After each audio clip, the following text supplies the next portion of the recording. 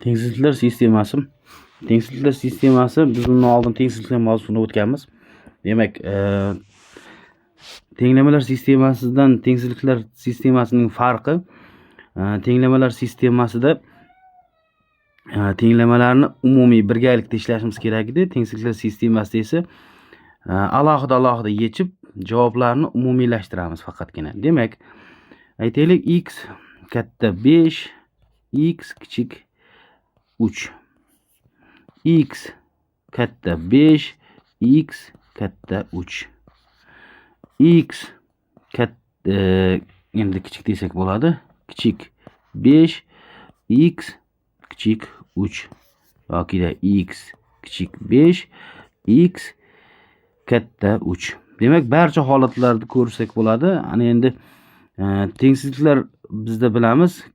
Kichik, katta yoki teng, kichik yoki teng belgilari bor. Biz kichik yoki teng belgisi kelganda qanday javob tanlashni bundan oldingi darsda o'rganganmiz. Demak, birinchi sonlar o'qi, birinchi misol uchun aytaylik 3 va 5 ni tanlaymiz sonlar o'qida. O'sish tartibida yozamiz. Ana endi bu 3 dan kichik sonlar aytaylik bu tarafda 5 dan katta sonlar esa ya'ni x 5 dan katta bo'lgani uchun bu tarafda hisoblanadi. Umumiy kesishma mavjud emas. Demak, bu tengsizlikning yechimi mavjud emas. Ikkinchisi sonlar o'qi. Xo'sh. Demak, 3 va 5. Xo'sh, x 5 dan katta sonlar. Demak, mana sonni o'qining o'ng tomoni belgilanadi. Ikkinchi tengsizlikda x 3 dan katta sonlar aynan shu tomon belgilanadi. Ana endi sistemada ikkala taraf, ya'ni 2 marta bo'yilgan joy javob sifatida olinadi. 5 dan cheksizlikkacha 2 marta bo'yilgani uchun 5 dan cheksizlikkacha javobni olamiz. Keyingi misolda xo'sh 3 va 5. Demak, birinchi 5 dan kichik sonlar. Demak, 5 ning chap tomonida, 3 dan kichik sonlar 3 ning chap tomonida. Bu yerda ham 2 marta bo'yilgan joy javob sifatida olinadi. Minus cheksizlikdan 3 gacha. Ana endi keyingisi 3 va 5. Xo'sh, 5 dan kichik sonlar chap tarafda, 3 dan katta sonlar o'ng tarafda. 2 marta bo'yilgan joy 3 dan 5 gacha. Demak, 3 dan 5 gacha javob olinadi. Agar bu yerda tenglik belgisi ham kelganda, qavsimiz to'rtburchak qavsga, ya'ni 3 yoki 5 kiradi deb o'zgaradi. Ana endi javob tanlashda asosan mana shu 4 ta holatdan foydalanamiz. Endi aytaylik x plus 4x plus 8 katta yoki teng 16, 3x minus 2 kichik yoki teng aytaylik 4 bo'lsin. Shu sistemani ishlash uchun biz nima qilamiz? Birinchi 4x plus 8 katta yoki teng 16 ni alohida ishlab olsak bo'ladi. Demak, 4x katta yoki teng 8, x katta yoki teng 2. Ana endi buni ishlab oldik. Bu turadi. Endi ikkinchisini ishlab olamiz.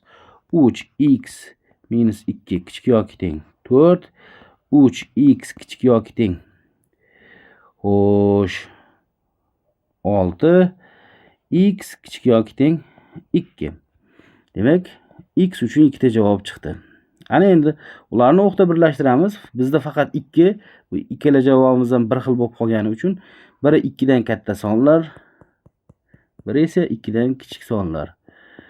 Xo'sh, ana endi bizda 2 marta bo'yilgan joy javob sifatida olinadi. Bu yerda umumiy bo'yilgan joy 2 ning o'zi. Demak, x teng 2 javobini olgan bo'lamiz. Bundan boshqa javoblar bizda to'g'ri kelmaydi.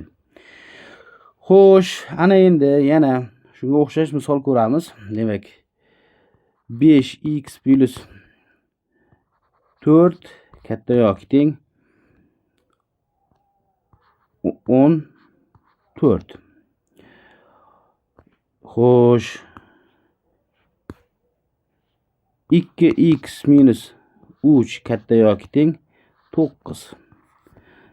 tengsizligini ko'ramiz.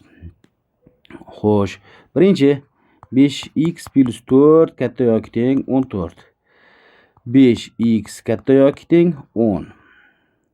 X katta yoki teng 2. Ikkinchisi 2x minus 3 katta yoki teng 9. 2x katta yoki teng 12. X katta yoki teng 6. Ana endi sonlar o'qida 2 va 6 ni joylashtiramiz. Xo'sh, 6 dan katta sonlar 6 ning o'ng tomonida joylashgan bo'ladi. Xo'sh, 2 dan katta sonlar ham 2 ning o'ng tarafida joylashgan bo'ladi. Shtrixlaymiz. 2 marta bo'yalgan joy 6 dan cheksizlikkacha javob sifatida olinadi. Demak, xo'p, bizda javob 6 dan cheksizlikkacha bo'ladi. Demak, javob tanlashni boshida misol ishlashda boshida ko'rib chiqdik. Mana 4 ta holat, shu 4 ta holatdan boshqa holat bo'lmaydi. Demak,